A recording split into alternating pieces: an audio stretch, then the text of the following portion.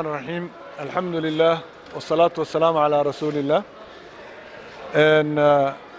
ساكا وحن سجني من شركة وأشير ومدحينها صوماليا مدن محمد عبد الله محمد فرماجو وسجوعي si looga hadlo ama looga dhawaaqo in dalkan uu ka dhacay musiibo qaran marka la eego abaaraha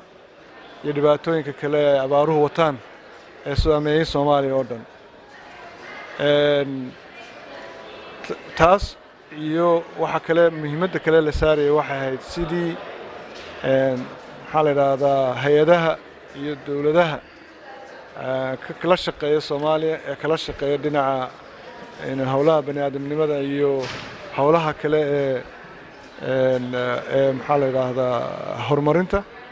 intaba in la isku dayo oo lagu dardargeliyo inay wixii ay qabanayaan ay dhaqso u qabtaan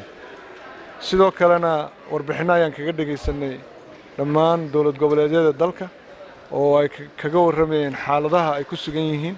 iyo waxyaalaha si daran ay u baahan yihiin in la qabto taasna waxay sii wanaajinaysaa sidii wax wada qabsigu uu hagaagi lahaa sidii looga wada shaqeyn lahaa dhammaan in laga hadlo ama wax laga qabto abaarahan maanta Soomaaliya oo dhan aafeeyay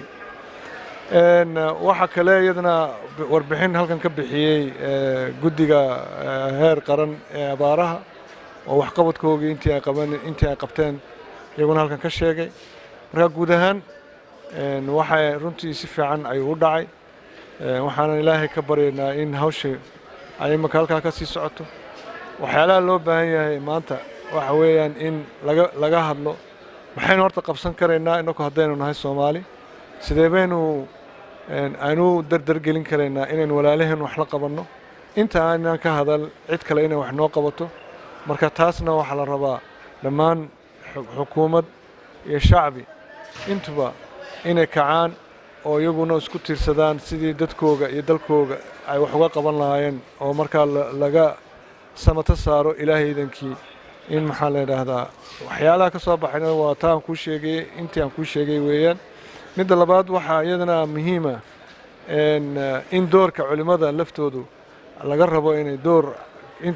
inuu xoog la ay ka qaataan hadday tahay in qunuudkii iyo roobdoontii intaba inay mar walbaba si joogto ah masaajidada looga sameeyo in maxaa la yiraahdaa la isku